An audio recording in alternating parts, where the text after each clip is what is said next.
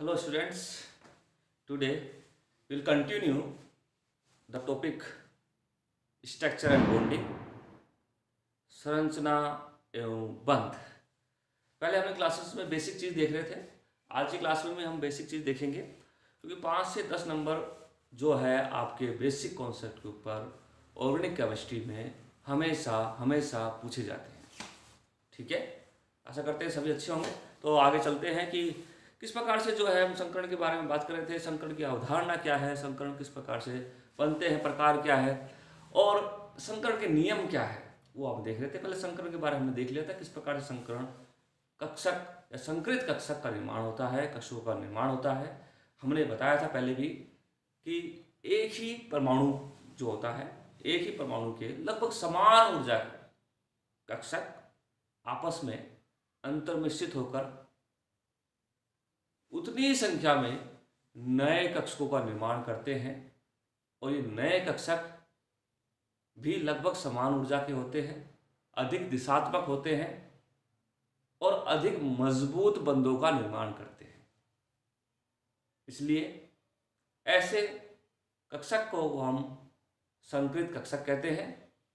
और इस संकृत कक्षकों का नियम क्या है, वो नियम के बारे में देख रहे हैं। कौन कौन से जो इसके नियम है या किस प्रकार से ये बनते हैं और क्या क्या हमें संकृत कक्षक जो है प्रदान करते हैं, किस प्रकार के कार्बनिक यौगिकों में ये संकृत कक्षक जो है वो स्थायित्व को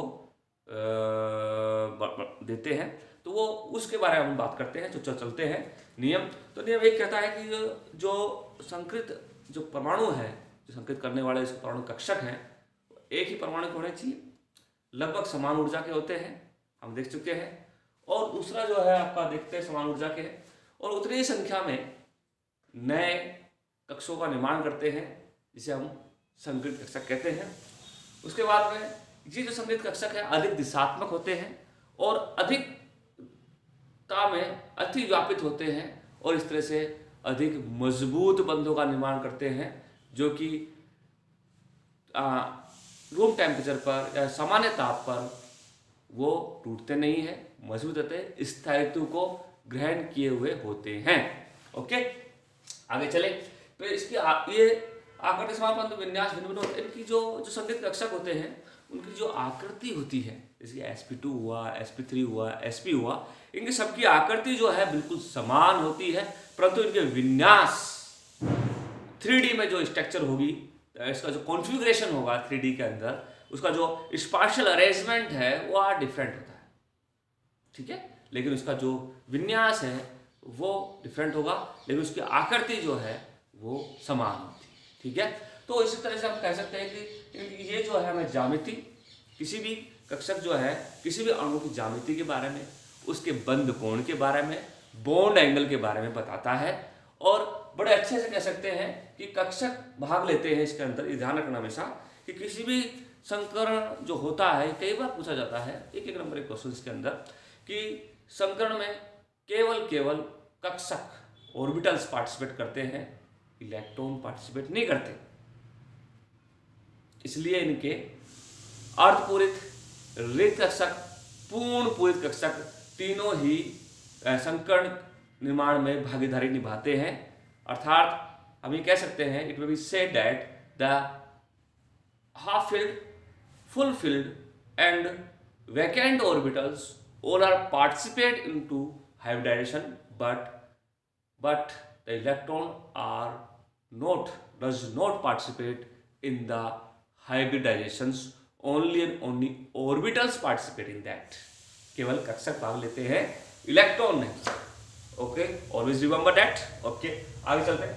एकाकी इलेक्ट्रॉन और हम बात कर सकते हैं कि जो कक्षक है हम आगे वाले क्लास में भी देखेंगे, इसको एक लाइन के रूप में अभी समझ लीजिए, फिर अगली बार मैं इसको बिल्कुल विस्तार से अगली क्लास में इसके बारे में बताएंगे आपको।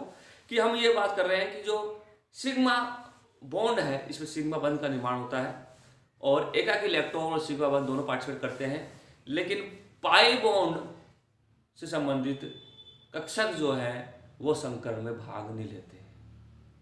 ठीक है, पाई बॉन्ड से संबंधित कक्षक संकरण भाग लेते हैं। जैसे कि एल्कीन है, एल्काइन है, तो एल्कीन में sp2 होगा, एक p ऑर्बिटल खत्म, एल्काइन में sp संकरण होगा तो इस प्रकार से 2 ऑर्बिटल खत्म, क्योंकि वो दोनों ऑर्बिटल पाई बॉन्ड में पार्टिसिपेट कर रहे हैं, इसलिए पाई बंध में पार्टिसिपेट करने वाले ऑर्बिटल्स कक्षक कभी संकरण में भाग नहीं लेते हैं।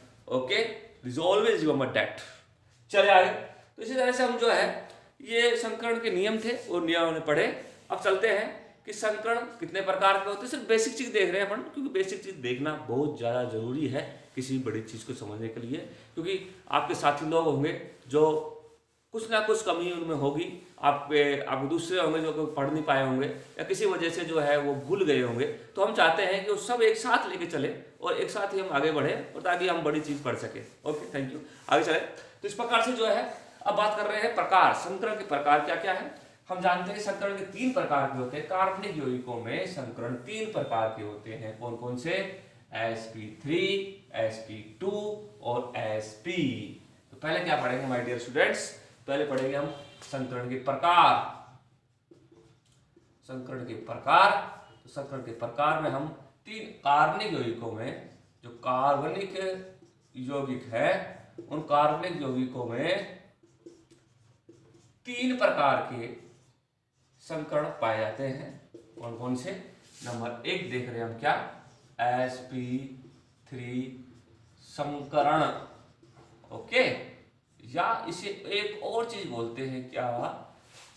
अथवा चतुष्फलकीय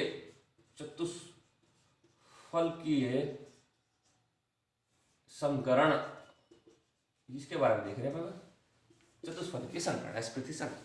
इससे पहले वाली क्लास में हमने देखा था कि sp3 संकरण का मतलब है कि एक s ऑर्बिटल 3 p ऑर्बिटल आपस में किसी भी परमाणु के भाग लेते हैं, बाह्यतम कोश में पाए जाने वाले, और वो आपस में अंतर मिश्रित होकर एक दूसरे से इंटरनली आपस में मिश्रित होकर क्या बनाते हैं? नए कक्षकों का निर्माण करते हैं, और वो जितनी संख्या में निर्माण करते हैं जितनी संख्या में पार्टिसिपेट करते हैं। जैसे एग्जाम्पल, कार्बन है, कार्बन को हमने पहले ले लिया था, तो वापस देख लीजिए कार्बन का कॉन्फ़िगरेशन क्या है? 1s2 2s2 2p2। तो ऐसी कंडीशन में भारी कोश के कक्षक का ही केवल बंध निर्माण में भाग लेते हैं, ध्यान रखना। हम कार्बन यौगिकों की बात कर रहे हैं, तो कार्बन के लिए जो है वो क्या जाएगा? कार्बन के भाई कक्षक हम देखें तो 2 पाए गए। समझने की कोशिश करना, 2s2 2p2, 2 इलेक्ट्रॉन इसमें और 2 इलेक्ट्रॉन इसमें।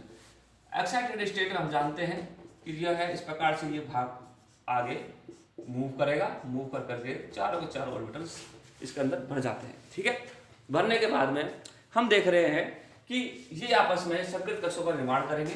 संकृत कक्षों में क्या करेंगे? ये जो है, जो भी आपके अयोग्य इलेक्ट्रॉन वाले ऑर्बिटल्स है, ये आपस में अंतर मिश्रित होकर के उतनी ही संख्या में समान ऊर्जा के नए कक्षों का निर्माण कर रहे हैं। 4, 1 2 3 4। तो इस प्रकार से इसमें एक electron, there is one is called sp, एक s और 3 p अंतर मिश्रित हो चुके हैं। उतनी संख्या में sp3 और sp3, 4 नए sp3 संकृत कक्षकों का इन्होंने निर्माण किया। तो 4 नए sp3 संकृत कक्षक केंद्रीय परमाणु के साथ में एक संरचना का निर्माण करते हैं। उस संरचना को बोलते हैं चतुष्फलकीय संरचना, टेट्राहेड्रल स्ट्रक्चर। और ये टेट्राहेड्रल स्ट्रक्चर जो है इस संकृत कक्षकों की पाई जाएगी, उसका विन्यास 3D के अंदर अलग अलग होगा, परंतु उसकी संरचना समान रहेगी। ठीक है, संरचना हमारी समान रहती है। इस प्रकार से sp3 4 हमारे कक्षक बन गए। आगे चले, वेरी गुड। तो इस प्रकार से जो है हमने ये देखा। तो अब जो है ये sp3 4 जो है वो इस प्रकार से बनते हैं कि हमने क्या किया कि एक s orbital, very good, s orbital हमेशा कैसा होता है भाई? स्फेरिकल शेप का होता है। s ऑर्बिटल ध्यान रखेंगे, s ऑर्बिटल या कक्षक और प्लस जो है 3 p ऑर्बिटल। हम बात कर रहे हैं sp3 की।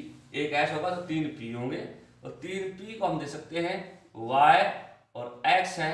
तो अगला क्या होगा भाई? इसका एक्सिस z एक्सिस होगी, जो ऊपर की तरफ होगी।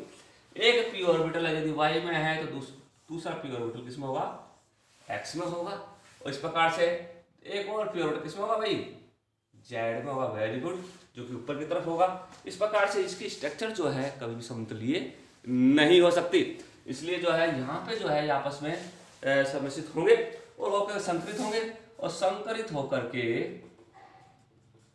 क्या बनाते हैं, एक संकरित कक्षक से नई संरचना का निर्माण करते हैं।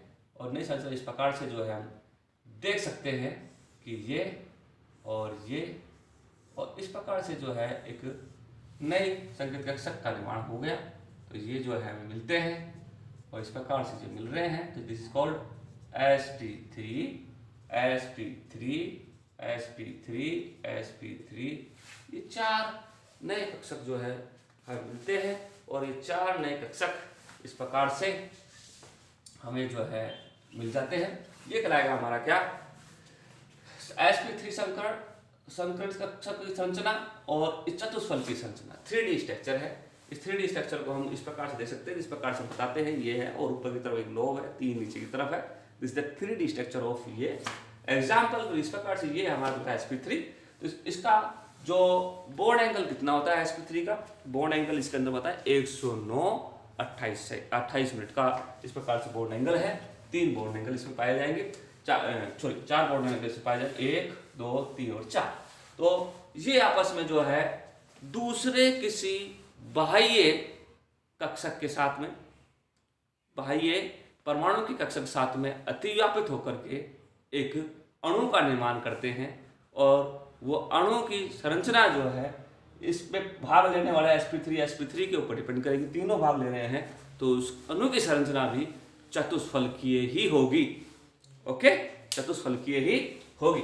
फॉर एग्जाम्पल, जैसे एग्जाम्पल लेते हैं मेथेन, CH4 है, CCl4 है और C2H6 है। और बताइए, और जो है हमारे वाटर मॉलिक्यूल NH3 है, वो हम बात करेंगे जब लोन पेयर सब उसमें होता है। NH2 है, H2O है। इन सब की संरचना क्या होती है बताइए मुझे, चतुष्फल की संरचना होती है, परंतु लोन पेयर पार्टिसिपेट एकाकी इलेक्ट्रॉन युग्म होने के कारण इसकी संरचना क्या होती है, संकुचित हो जाती है, विकृत हो जाती है। और इस विकृति के कारण ये जो है चतुष्फलकीय से NH3 के अंदर किसमें चला जाता है बताइए, पिरामिडीय संरचना में चला जाता है। और H2O के अंदर किसमें चला जाता है, H2O के अंदर ये V शेप में चला जाता है, कोणीय संरचना के रूप में चला जाता है। इस प्रकार से जो है हम ये कह सकते हैं कि ये सभी जो है किसको sp3 संकरण को क्या करते हैं, धारित करते हैं। और इस प्रकार से जो हम कह सकते हैं कि sp3 संकरण में पाया जाता है। तो एग्जाम्पल हम आगे देखते हैं एक और, जिसमें कि CH4 का एग्जाम्पल लेके चलते हैं जल्दी सी, ताकि हमें sp2 और sp पढ़ना है। तो इस प्रकार से जो है CH4 का कार्बन हमने देख लिया था, कार्बन की संरचना हम इसकी संरचना के रूप में देखते हैं कार्बन। और कार्बन के ऊपर जो हमें मिलेगा 4 जो है हमें इस चीज से लेकर के मिलते हैं, उस 4 के बारे में बात करते हैं। और ये सभी क्या है, इस प्रकार से एक इलेक्ट्रॉन से पाया जा रहा है। और ये सभी जो है sp3 संकरण में है। और इसी प्रकार से अगर CH4 के एग्जाम्पल में देखें तो हाइड्रोजन जो है केवल एक इलेक्ट्रॉन पाया जाता है, स्फेरिकल शेप में होगा, S कक्षक होगा, इसलिए यहाँ पे जो है हमें स्फेरिकल शेप में ये मिल रहे हैं। स्फेरिकल शेप में ये एक साथ में अतिव्यापित कर रहा है हाइड्रोजन अतिव्यापित होकर क्या बना रहा है, इस प्रकार से sp3s और sp3s और sp3s सिग्मा बंध का निर्माण कर रहा है। और sp3s सिग्मा बंध का निर्माण होने के बाद में यहाँ पे 109 और डिग्री 28 मिनट का बॉन्ड एंगल आपको मिलेगा। ठीक है, तो ये जो है संरचना हम CH4 की देखी, ये sp3 का एग्जाम्पल है।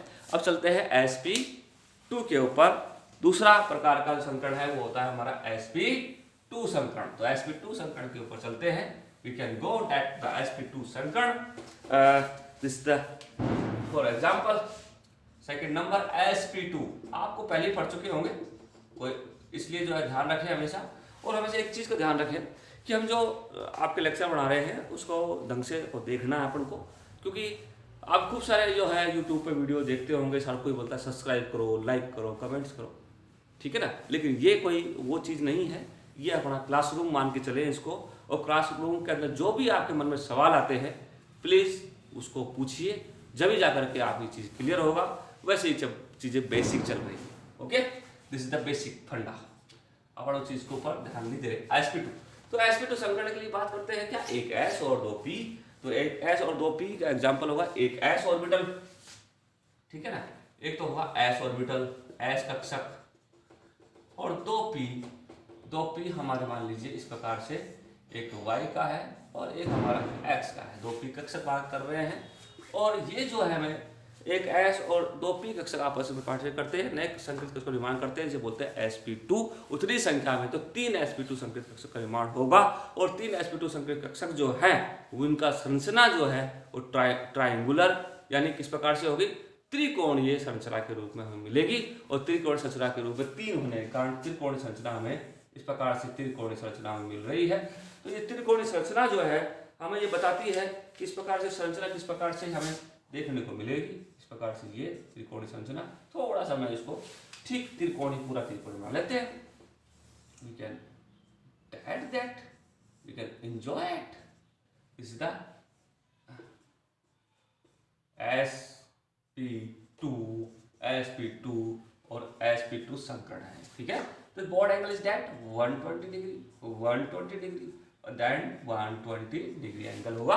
तो इस प्रकार से जो है हमें ये जो है 120 का मिलता है। इसका एग्जाम्पल हम देखना चाहें तो इसका एग्जाम्पल में पहली संरचना हम जो देखते हैं तो ये समबाहु त्रिभुजीय त्रिकोणीय संकरण के रूप में मिलती है।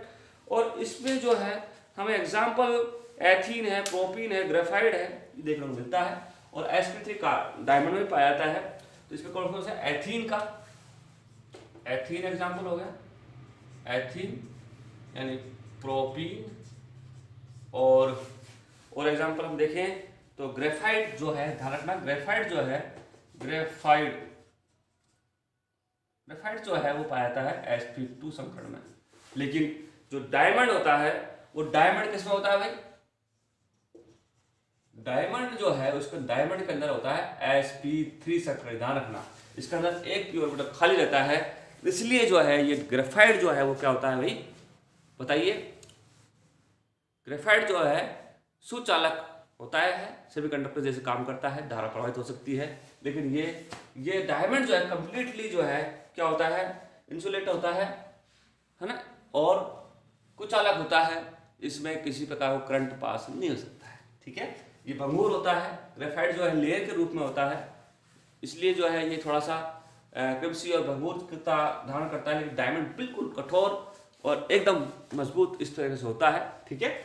आगे चलें तो इस प्रकार से जो है हमारा एथीन का देख लेते हैं। एथीन किस प्रकार से बनती है, एथीन के अंदर जो है हम बात कर सकते हैं, कार्बन है, कार्बन के पास कितने ऑर्बिटल होते हैं, कार्बन के पास 3 ऑर्बिटल इस प्रकार से है, 3 ऑर्बिटल हमें मिलेंगे। तो 3 ऑर्बिटल्स के साथ में sp3 ये sp2 संकरण को देख लेते हैं हम। तो sp2 संकरण हमें मिलेगा इस प्रकार से, देखिए sp2 ट्राइंगुलर, ये sp2 है, ये sp2 है, ये sp2 है, sp2 और यहाँ पे जो है p ऑर्बिटल खाली रह जाता है क्योंकि हमने केवल 2 ही p ऑर्बिटल पार्टिसिपेट किए हैं। और इसके साथ में एक हाइड्रोजन और फिर दूसरा कार्बन है, उस कार्बन का भी ये sp2 और इसमें भी जो है ये हमें क्या मिल रहा है, दिस इज द sp2 संकरण है। और यहाँ पे हाइड्रोजन मिल जाएगा तो sp2s, ठीक है, ये भी sp2s। बीच का जो है कार्बन के बीच में जो है वो हमें मिल रहा है क्या, sp2 और sp2 संकरण। ये क्या पूछा जाता है क्वेश्चन कि एथीन के अंदर कार्बन के बीच में क्या होगा। और ये जो है हमारा p ऑर्बिटल है, इसकी जो p ऑर्बिटल दोनों ऊपर जो पैरेलल है, जो संपार्श्विक ऑर्बिटल है p ऑर्बिटल, वो आपस में संपार्श्विक अतिव्यापन कर क्या बनाते हैं भाई, पाई बॉन्ड का निर्माण करते हैं। और पाई बॉन्ड कभी भी संकरण में भाग नहीं लेता है। ओके, आगे चलिएगा। इस प्रकार से ये हमारा हो गया sp2। अब देखते हैं sp संकरण, लास्ट sp संकरण। तो sp संकरण को देख लेते हैं जल्दी से। This is the third number, is the sp संकरण। sp संकरण जो है वो हमें किस प्रकार से बनता है उसके बारे में देख लेते हैं। एक s होगा, एक s और एक p ऑर्बिटल आपस में पार्टिसिपेट करता है। तो इससे जो संकरण बनता है उसे कहते हैं sp संकरण। उतनी संख्याओं में बनेंगे, 2 ही sp संकरण बनाएंगे। इसकी स्ट्रक्चर जो है वो लीनियर रेखीय होगी, बॉन्ड एंगल 180 डिग्री का होगा, केवल एक ही p ऑर्बिटल पार्टिसिपेट करता है, इसलिए एक ही p ऑर्बिटल के बारे में बात करेंगे। और एक p ऑर्बिटल हमें जो मान लीजिए ये इस प्रकार से है, और एक मिनट वी कैन पैरेलल दिखाएंगे ताकि अतिव्यापन सुंदर हो जाए, अतिव्यापन अच्छा हो जाए। जितना ज़्यादा मजबूत बंध बनते हैं, ठीक है ना, उतनी ही चीज़ें जो है वो अच्छी हो जाती है, अंडरस्टैंडिंग हो जाती है। जिस प्रकार से एस और पी के बीच में अंडरस्टैंडिंग है, वो ये अंडरस्टैंडिंग अपनी मित्रता में रखिए। तो इस प्रकार से भी कक्षक जो है आपके इस प्रकार से मिलते हैं, तो ये बॉन्ड जो बनाएगा मजबूत बंध बनाता है, संकृत होंगे और संकृत होकर के क्या बनाते हैं भाई, इस प्रकार से जो है पी ऑर्बिटल, और पी ऑर्बिटल के रूप में ये हमें इस प्रकार से रेखीय बनता है, रेखीय मिलेगा एस पी और एस पी, बॉन्ड एंगल इसका बीच में होगा क्या 180 डिग्री का, 80 डिग्री का, ठीक है। तो इस प्रकार से जो है मिलता है, वो कहता है हमारा क्या एस पी, तो एस पी मिल गया। तो हमें ये देखने को बड़ा सही लग रहा है कि ये एस पी एक ऑर्बिटल और एक ऑर्बिटल मिलकर के ये बनाते हैं। तो इसका एग्जाम्पल क्या होगा भाई, सिंपल सा एग्जाम्पल है एथीन या ethyne, this is called ethyne. Ethyne जो है वो इसका एग्जाम्पल होगा। और इसको हम और कौन कौन से होते हैं भाई इसके बीच में, एथाइन है, और एग्जाम्पल मैं देख लेता हूँ, छोटी संरचना एथाइन, 2 पालियां हैं, रेखीय संरचना होकर विकृत संकरण भी हो सकता है, 180 डिग्री का होगा। और एग्जाम्पल के रूप में हम देख सकते हैं एथाइन ही है। तो एथाइन के बारे में देख लेते हैं। एक एथाइन के रूप में देखें, कार्बन यौगिक की बात कर रहे हैं, जल्दी देख लीजिए। कार्बन यौगिक में एक एस और एक पी, तो एक एस और एक पी मिलकर के ये बनाते हैं, this is called sp, okay, sp मिल गया। और इस प्रकार से एक इलेक्ट्रॉन इस पे, और 2 p orbital my dear students, 2 p orbital जो है यहाँ पे क्या है py और pz की क्या है खाली है, अभी उन्होंने बंध में संकरण पार्टिसिपेट नहीं किया। दूसरा कार्बन ले लेते हैं, वो इसमें भी एक px और py और pz का खाली है, बाकी एक px ने अपना पार्टिसिपेट कर लिया है, वो sp है। और sp ने इसके साथ हाइड्रोजन के साथ कर लिया है, तो sps, और एक हाइड्रोजन से कर लिया है, तो sps दैट इज कॉल्ड। और यहाँ पे जो बीच का जो बंध होगा उसके अंदर sp संकरण होगा। इस प्रकार से जो है हमें ये बीच की इसके और pz के बीच में, py py के बीच में एक पाई बॉन्ड, 2 पाई बॉन्ड पाए जाएंगे। और हमारी संरचना इस प्रकार से मिलती है, 2 तो पाई बॉन्ड होंगे, एक पाई बॉन्ड, एक सिग्मा बॉन्ड होगा, और एक हाइड्रोजन, लीनियर संरचना। इस प्रकार से ये एथाइन की संरचना हो गई। तो ये 3 प्रकार के संकरण हमने देख लिए हैं, ठीक है। तो आपको माय डियर स्टूडेंट्स घर से क्या करना है, देखिए जल्दी से देख लीजिएगा। एक क्वेश्चन मैं दे रहा हूँ, क्वेश्चन आपको करना है। क्वेश्चन क्या है, क्वेश्चन है कि दिए गए CH3 CH और CH डबल बॉन्ड CH और CH3 में कितने तो सिग्मा बॉन्ड है, कितने हैं, ठीक है, कितने पाई बॉन्ड है, और कौन कौन से संकरण यहाँ इस कार्बनिक यौगिक में बन रहे हैं, वो हमें बताना है। पहला क्वेश्चन ये, दूसरा क्वेश्चन ये, कितने सिग्मा बॉन्ड है, कितने पाई बॉन्ड है, और कौन कौन से संकरण इसमें बन रहे हैं, ये बताना है। दूसरा, एक क्वेश्चन तो ये हो गया। दूसरा क्वेश्चन जो है वो है एसिटाइलिन और क्या है एसिटाइलिन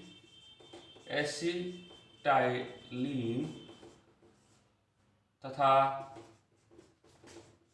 एथाइलिन में कितने सिग्मा बॉन्ड है और कितने पाई बॉन्ड है, कितने सिग्मा बॉन्ड है, कितने पाई बॉन्ड, ये बताना है, ठीक है। इस प्रकार 2 क्वेश्चन हमने दे दिए हैं, हमने इसको देख लिया है और अच्छे से आपको संकरण समझ में आ गया होगा। नहीं आया होगा तो आप मुझे पूछिए, और इस पर कमेंट के थ्रू आप कोई पूछे तो कमेंट डाल कर पूछ सकते हैं, व्हाट्सएप से पूछ सकते हैं। Thank you so much. Stay home, stay safe.